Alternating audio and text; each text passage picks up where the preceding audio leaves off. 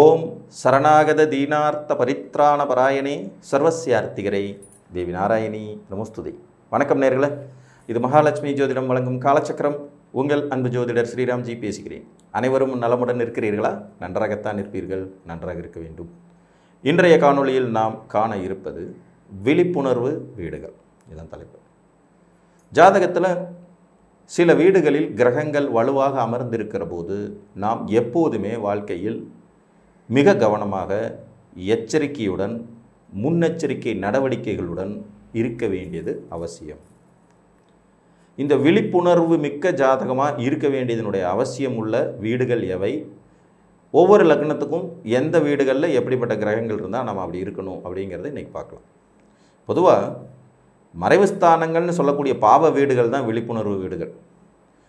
எந்த ஜாதகத்திற்கு 6ஆம் இடத்திலோ 8ஆம் இடத்திலோ வலுவான கோள்கள் அமர்ந்திருந்தாலும் 12ஆம் இடத்தில் வலுவான கோள்கள் அமர்ந்திருந்தாலும் இவர்கள் கட்டாயம் வாழ்நாள் முழுவதும் விழிப்புணர்வுடன் இருக்க வேண்டியது அவசியம். இந்த ஆன்லைனில் ஏமாந்து போகிறவங்க, உறவுகளால் ஏமாற்றத்தை சந்திக்கிறவங்க, திடீர் விபத்துகளால் குடும்பமே சிதறி போயிடுறது, உணர்ச்சி வசப்பட்ட நிலையில் தவறு இழைத்து குடும்பமே அதனால் ரோட்டுக்கு வந்து நின்றுடுறது, கொலை பாதக செயல்கள், குற்றச்செயல்களில் ஈடுபடுறது அல்லது குற்றச்செயல்கள் உங்கள் மேலே ஏற்படுத்தப்படுறது, கண்டங்கள் ஏற்படுறது, திடீர் நோயினால் வாழ்க்கையே சின்ன பின்னமாயிடுறது, இதையெல்லாம் தரக்கூடிய வீடுகள் தான் இவைகள். 6, 8, 12.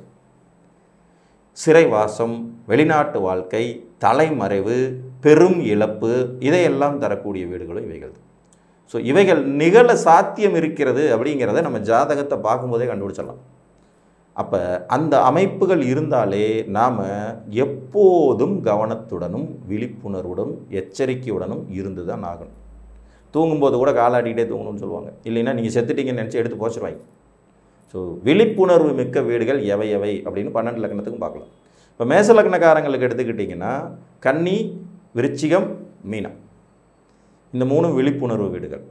அப்போ இந்த 3 வீட்டில் வலிமையான கோள்கள் உங்கள் ஜாதகத்தில் அமர்ந்திருந்தால் நீங்கள் எச்சரிக்கை உணர்வோடு இருக்கணும். இப்போ கன்னியில் புதன் உச்சமாக இருக்கிறது, விருச்சிகத்தில் செவ்வாய் ஆட்சியாக இருக்கிறது, இல்லை ராகு கேது இருக்கிறது, மீனத்தில் குரு ஆட்சியாக இருக்கிறது, இல்லை சுக்கிரன் உச்சமாக இருக்கிறது, கண்டிப்பாக விழிப்புணர்வு தேவைங்கிற அவசியம்.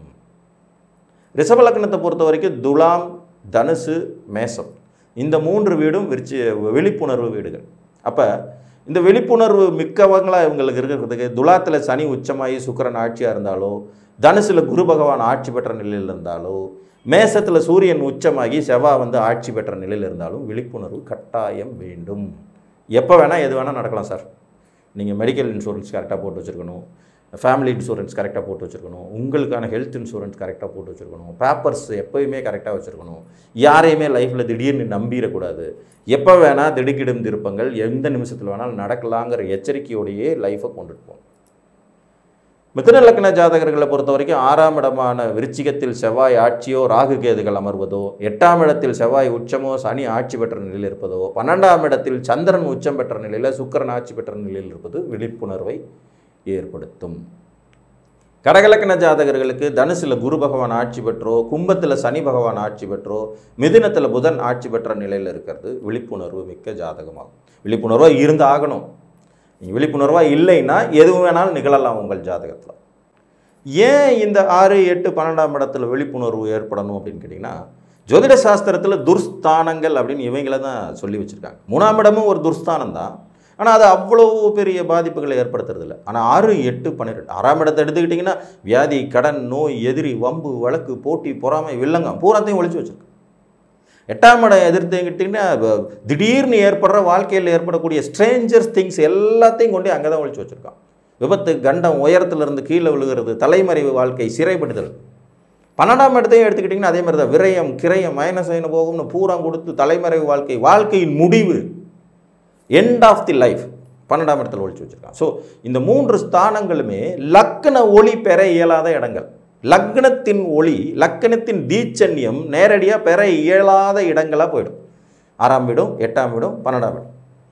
அதனால தான் இந்த அமைப்பு மிகவும் சிக்கலான அமைப்பாக இருக்குது.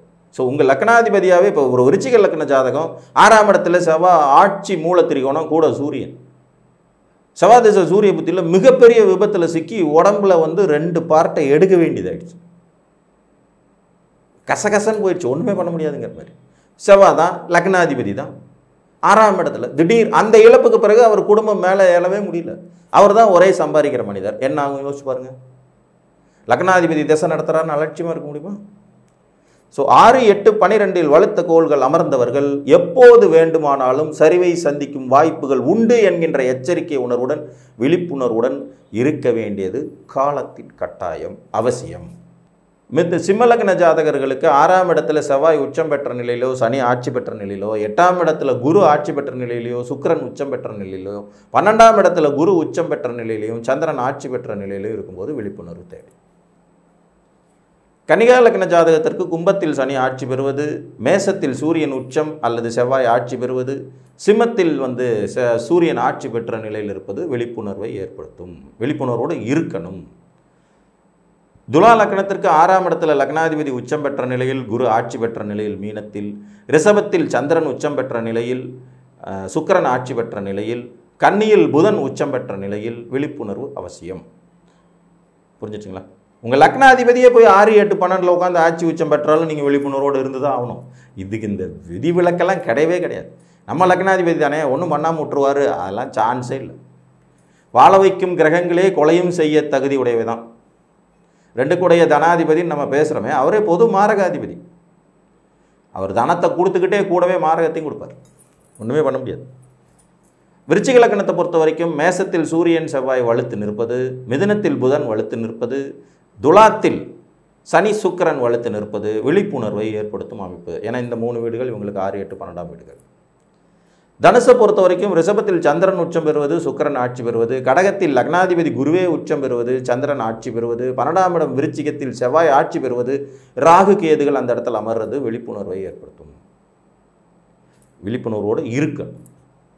மகரத்திற்கு 6ஆம் இடத்தில் புதன் ஆட்சி பெறுவது, 8ஆம் இடத்தில் சூரியன் ஆட்சி பெறுவது, 12ஆம் இடத்தில் குரு ஆட்சி பெறுவது விழிப்புணர்வுடன் இருக்க வேண்டியது, எப்போதும் எச்சரிக்கையுடன் இருக்க வேண்டியது அவசியமாகும்.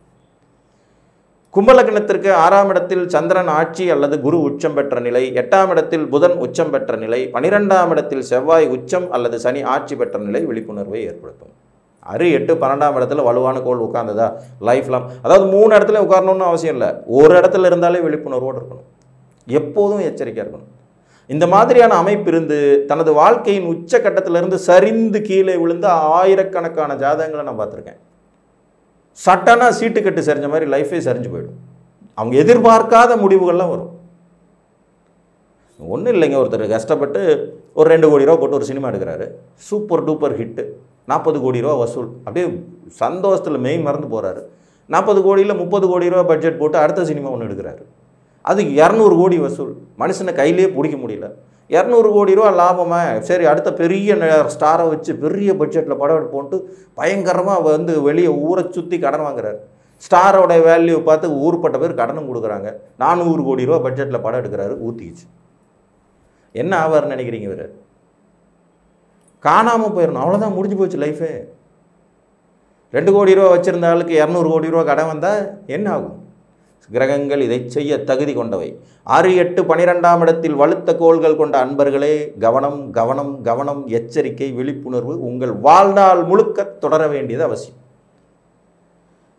மீன லக்னத்தை பொறுத்த வரைக்கும் 6ஆம் இடத்தில் சூரியன் வலுத்து நிற்பது, 8ஆம் இடத்தில் சனி சுக்கிரன் வலுத்து நிற்பது, 12ஆம் இடத்தில் சனி ஆட்சியில் நிற்பது விழிப்புணர்வை ஏற்படுத்தும் அமைப்பாகும். ஸோ உங்கள் 6ஆம் அதிபதி, 8ஆம் அதிபதி, 12ஆம் அதிபதி அங்கேயே ஆட்சியாக இருக்காரா? விழிப்புணர்வு. அந்த வீட்டில் உச்சம் பெற கிரகம் போய் அங்கே பவர்ஃபுல்லாக இருக்கா? விழிப்புணர்வு. இந்த அமைப்பு உள்ளவர்கள் இப்படி விழிப்புணர்வுடன் இருந்தால் வாழ்வியலில் வரும் சிக்கல்களை முன்கூட்டியே உணர்ந்து சமாளித்து கொள்ள இயலும் என்று கூறி மீண்டும் ஒரு காணொலியில் உங்களை வந்து சந்திக்கும் வரை உங்களிடமிருந்து அன்புடன் விடைபெற்றுக் கொள்வது உங்கள் அன்பு ஜோதிடர் ஸ்ரீராம்ஜி. நன்றி, வணக்கம்.